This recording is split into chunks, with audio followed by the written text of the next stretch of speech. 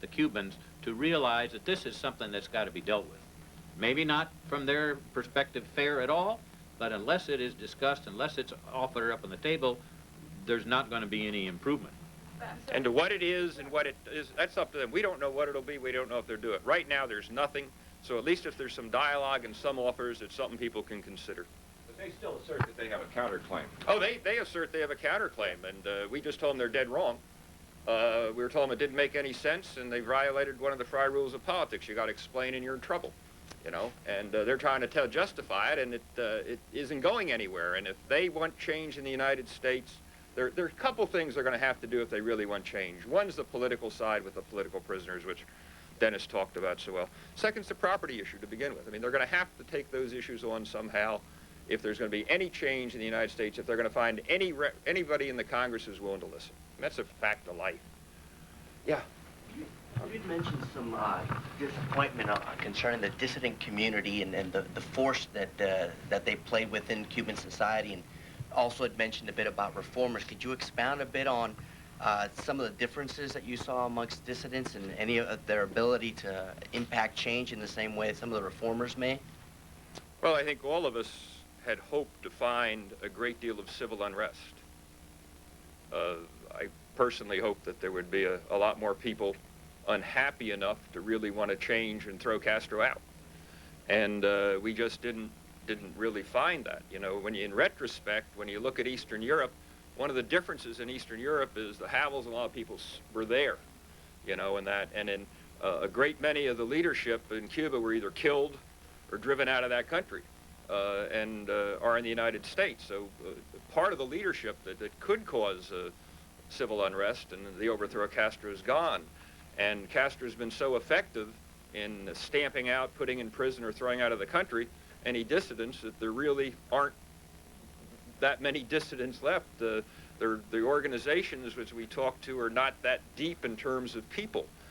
And the dissidents themselves, when we talk to them, these are the people that the Cuban Americans here recommended us to talk to, you know, are pretty direct in their saying that they just don't have the following at the present time to make a difference. They hope down the line to have the following. They don't have it today. Mr. President, we are late for our next meeting. Why don't we take one more question? Okay, sure. Yes, there's... Yeah. There in Cuba is a large degree of corruption, like in Mexico, for example. So, don't you think... You want equal time? Go ahead. Don't you think that the party leaders are the one interested in no change? Because if the system change, they may lose all what they have. Their properties and their business and so forth.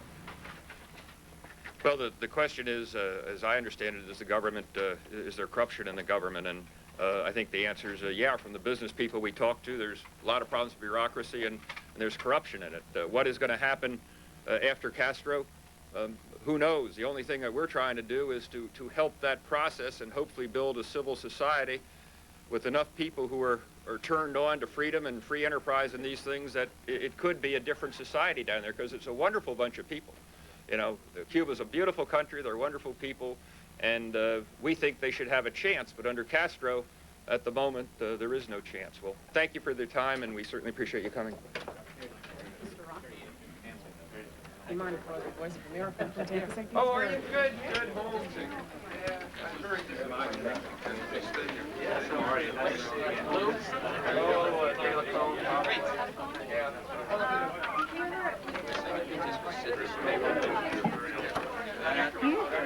Kind of.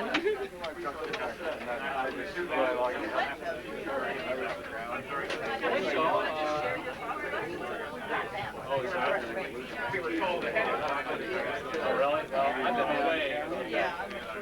But we'll just have to know what you saw and what you I've been away for the past week, so I don't know wrong that ass. But my understanding is that it is going forward, but I We'll take us 5 minutes to fight our way out. This is a live picture of the U.S. Capitol. The House of Representatives was not in session today, but returns on Inauguration Day, Monday, January 20th, at 10 a.m. Eastern Time. Members are also scheduled to meet the following day at noon Eastern for possible final action on the ethics investigation of House Speaker Newt Gingrich. And the Senate stands adjourned until Tuesday, January 21st at noon Eastern Time. You can see live gavel-to-gavel coverage of the House here on C-SPAN, the Senate on our companion network, C-SPAN 2.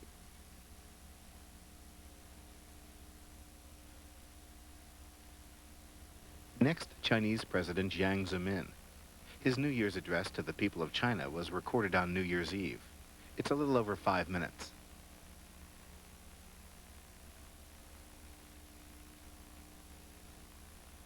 女士们、先生们、朋友们，在1997年到来的 Ladies, 钟声 gentlemen, and 即将 friends, 敲响的时 as 刻 the year 我 1997 is 很高 approaching, 兴地通 I am 过 pleased 中国 to 国 have 际 this 广播电台 opportunity to extend 和 my 中央电 sincerest 视台 New Year's greetings 向 to 海外的 CCTV, 听 to its 众 overseas 和观众 audiences, to our compatriots in 向 Hong 港澳台 Kong, 同 Macau, 胞 and Taiwan, 海 and to 外 our 华 friends 侨 all over the world. 向世界各国的朋友 During the year 1996, China was 致以 able to 衷 maintain its 心的 rapid 新 economic 年 growth 祝贺 while deepening its reform and opening up 1996年 process. 对中国人民来说 Inflation has been 是不 slowed, 平凡的一 and 年 the overall environment 我们 for 制定 macroeconomic 并开 control 始实施 improved. 国民经济与社会发 The 展 new 的 year, 9计1997, 划 will 和 witness the opening of the 2010 50th 年 National 目标 Congress 纲 of 要 the Communist 我 Party 们 of 发表 China. 了关于加 It 强 will be an 社会主义 historic 精 event 神文明 contributing to the 若干 advancement 重要 of 问题 socialism with Chinese characteristics. 我国经济继续保持 The 快 perfecting 速 of 发展 China's 的势头 socialism depends on 改革 reform 开 and 放 development. 进一步 A 的深化 prosperous, democratic, 通货 and a 膨胀 civilized China is the foundation for 宏观 maintaining 经 world 济 peace 环境